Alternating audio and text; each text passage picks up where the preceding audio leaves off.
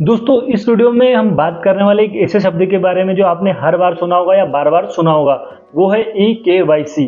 अब ये ई के वाई सी क्या है, ये किस तरह होती है और इसको करवाने पर क्या होता है, तो इस वीडियो में हम सब कवर करने वाले हैं। दोस्तों वीडियो पर अंत तक बने रहे। नमस्कार दोस्तों, मैं हूं आर के तोमर और आप देख रहे हैं टेक्निकल डिटेल्स। तो चलिए दोस्तों ये वीडियो हम शुरू करते हैं। दोस्तों सबसे पहले हम जान लेते हैं कि केवाईसी क्या होता है। ई केवाईसी को छोड़ देते हैं, सबसे पहले जानते हैं कि केवाईसी क्या होता है। तो केवाईसी का मतलब होता है कि पूरा इसका अगर फुल फॉर्म देखें तो के का मतलब होता है नो, वाई का मतलब होता है यूअर एंड सी का मतलब होता है कस्टमर। नो यूअर कस्टमर यानी कि अपने कस्टमर को जानो। तो केवाईसी में क्या होता है कि जब आप किसी भी बैंक में जाते हो या किसी भी जो फाइनेंशियल इंस्टीट्यूशन है उसमें जाते हो तो वहाँ पर आपकी केवाईसी की जाती है। अगर आप केवाईसी के बारे में और ज़्यादा डिटेल्स जानना चाहते हैं तो एक वीडियो मैंने सेपरेट बनाया हुआ है, वो आई बटन पर आपको मिल जाएगा। आई बटन पर आप उस वीडियो को देख लेना, तो वहाँ पर आपको केवाईसी से रिलेटेड और भी जानकारी मिल जाएगी। तो केवाईसी में क्या होता है, मुख्यतः जो आपके डॉक्यूमेंट होते हैं या जो आपके एड्रेस प्रूफ होते हैं, जैसे पैन कार्ड, आधार कार्ड, वोटर कार्ड या जो आपका परमानेंट एड्रेस होता है, पैन कार्ड, ये सारी चीज़ें उसमें वेरीफाई की जाती है कि आपकी जो आइडेंटिटी है वो सही है, यानी कि आप फेक व्यक्ति तो नहीं है, आपने कोई फेक डॉक्यूमेंट तो नहीं बनाया हुआ। ये सब आपका जो वेरीफाई होता है। आप बैंक में खाता खुलवाने जाते हैं वहाँ भी आपका केवाईसी किया जाता है, जिससे ये पता रहे कि आपने जो डॉक्यूमेंट दिए हैं वो सही है, वो फेक डॉक्यूमेंट नहीं है। इसी को क्या बोला जाता है, केवाईसी बोला जाता है। इसका मेन पर्पस क्या होता है कि जो फेक ट्रांजेक्शन है उनको रोकना या फेक आइडेंटिटी है उनका पता लगाना, यही इसका मेन पर्पस होता है। अब बात करते हैं दोस्तों ई केवाईसी। तो ई केवाईसी में ई का मतलब होता है इलेक्ट्रॉनिक और केवाईसी का मतलब मैंने पहले ही बता दिया कि नो यूअर कस्टमर। तो ई केवाईसी हो गया इलेक्ट्रॉनिक केवाईसी। तो इलेक्ट्रॉनिक केवाईसी जो होती है वो पूरी तरीके से पेपरलेस होती है और पूरी तरीके से डिजिटल माध्यम से ये की जाती है। इसमें कोई भी पेपर कुछ भी आपका नहीं लगता है, आपको कोई भी डॉक्यूमेंट नहीं देना पड़ता है। ये होती है पूरी डिजिटल तरीके से। ई केवाईसी आपके मोबाइल के माध्यम से, टैबलेट के माध्यम से, कंप्यूटर के माध्यम से ये की जाती है।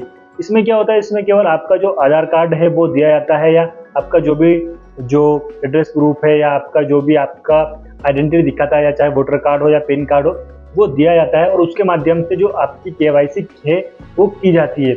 उसमें आपके पास आपके जो मोबाइल नंबर है उसके ऊपर ओटीपी आता है और उस ओटीपी को बताने के बाद जो आपकी केवाईसी है वो या ई केवाईसी है वो हो जाती है। इसमें आपको कोई भी डॉक्यूमेंट जो है वो नहीं देना पड़ता, इसी को ई केवाईसी कहा जाता है। अब ये जो प्रोसेस है ये फास्टर भी है, कॉस्ट इफेक्टिव भी है और सेफ भी है, क्योंकि जो ई केवाईसी उसमें फास्ट काम हो जाता है, आपको तुरंत ही 1 से 2 मिनट में आपकी ई केवाईसी हो जाती है।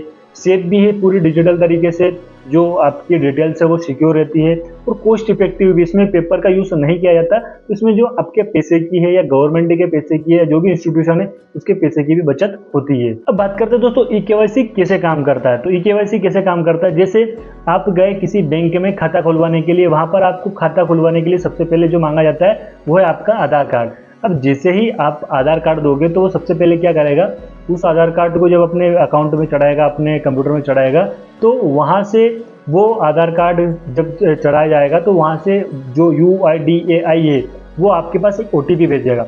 उस OTP को जब वापस बैंक वाले आपका OTP मांगेंगे और अपने कंप्यूटर पर चढ़ाएंगे तो UIDAI क्या करेगा, पूरी आपकी जो डिटेल है, यानी कि आपका नाम, पता, आपकी डेट ऑफ बर्थ या आपके फादर्स का नाम, वो सारी जो डिटेल्स है, आपका एड्रेस है, सब जो है वो उस बैंक अकाउंट में या जो कंप्यूटर है उसमें दिखा देगा, जिससे आपका खाता खुलना आसान हो जाएगा। आपको बार बार जो डॉक्यूमेंट है वो लाने की आवश्यकता नहीं पड़ेगी या बार बार आपको आपका एड्रेस प्रूफ बताने की आवश्यकता नहीं पड़ेगी। अब इससे क्या होता है कि बैंक अकाउंट को पता चल जाता है कि जो भी आपकी आईडी है या जो आपका आधार कार्ड है वो जेन्युइन है या आप जेन्युइन पर्सन है, आपने कोई फेक आईडी यूज नहीं करी है, और इससे जो आपका काम है वो भी तुरंत हो जाता है। दूसरा, जब आप आजकल सिम लेने जाते हो, सिम कार्ड लेने जाते हो, तब भी आजकल ई केवाईसी होने लग गई है।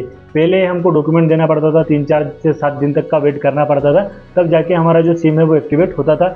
अब क्या होता है, बस आपको जाना है और आपको आपका आधार कार्ड देना है, और जब वो ई केवाईसी करेगा आपके पास OTP आएगा, आपका आधार वेरीफाई हो जाएगा और उसके बाद आपकी जो सिम है वो 24 घंटे के अंदर एक्टिवेट हो जाती है। तो इस तरह जो आधार कार्ड है या इस तरह जो ई केवाईसी है उसका यूज किया जाता है। अब बात करते हैं दोस्तों ई केवाईसी के टाइप्स की। तो ई केवाईसी जो होती है वो 2 टाइप की होती है, पहली है OTP बेस्ड और दूसरी है बायोमेट्रिक बेस्ड।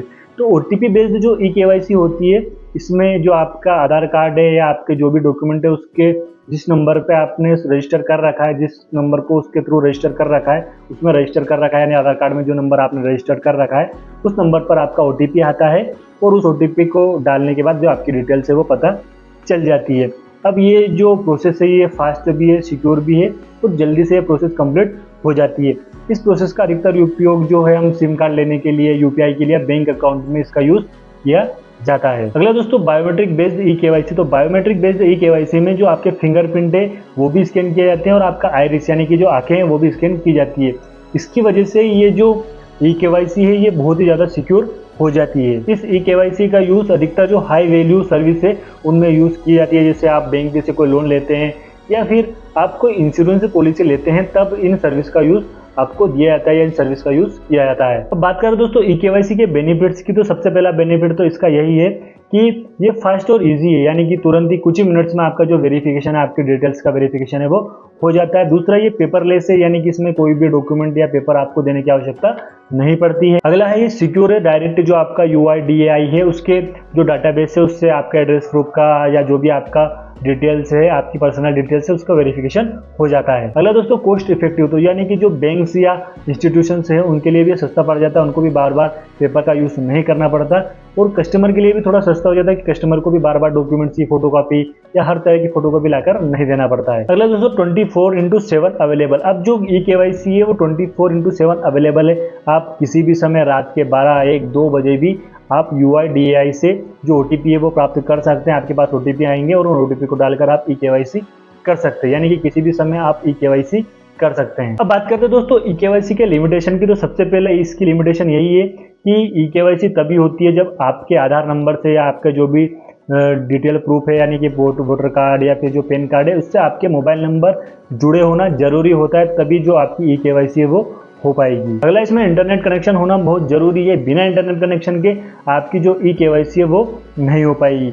अगली इसमें कि अगर आपने जो आपका OTP है, मोबाइल नंबर है, उस पर अगर OTP नहीं आता है तो आपका जो E-KYC वेरिफिकेशन है वो रुक जाएगा। बिना OTP के आपका जो E-KYC वेरिफिकेशन है वो नहीं हो पाएगा। अब बात करते हैं दोस्तों E-KYC कहाँ कहाँ यूज़ होती है, तो सबसे पहले हम बैंक अकाउंट खुलवाते हैं तो वहाँ पर हम E-KYC का यूज़ करते हैं। दूसरा, जब हम लोन लेते हैं तब भी हमको E-KYC का यूज़ करना पड़ता है। तीसरा, या तो हम म्यूचुअल फंड लेते हैं या शेयर मार्केट में पैसा डालते हैं तब भी हमको E-KYC करने की आवश्यकता पड़ती है। चौथा, जब हम या तो सिम कार्ड लेते हैं या कोई भी ट्रांजैक्शन करते हैं तब भी हमको E-KYC की आवश्यकता पड़ती है। पांचवा, जब हम UPI वॉलेट का यूज़ करते हैं, UPI एप्स का यूज़ करते हैं तब भी हमको E-KYC की आवश्यकता पड़ती है। या फिर इंश्योरेंस पॉलिसी लेते समय भी हमको E-KYC की आवश्यकता पड़ती है। तो बेसिकली दोस्तों जहां भी आपको आइडेंटिटी वेरिफिकेशन करना पड़ता है या करना होता है वहां पर E-KYC काम आता है। अब बात करते हैं दोस्तों क्या E-KYC फ्री है, तो हाँ बिल्कुल E-KYC पूरी तरीके से फ्री है। इसको यूज़ करने के लिए इसके जो OTP आते हैं उसके लिए आपको कोई भी पेमेंट देने की आवश्यकता नहीं पड़ती है, कोई भी पेमेंट आपके द्वारा नहीं दिया जाता है। दूसरा, क्या E-KYC सेफ है, तो हाँ E-KYC पूरी तरीके से सेफ है।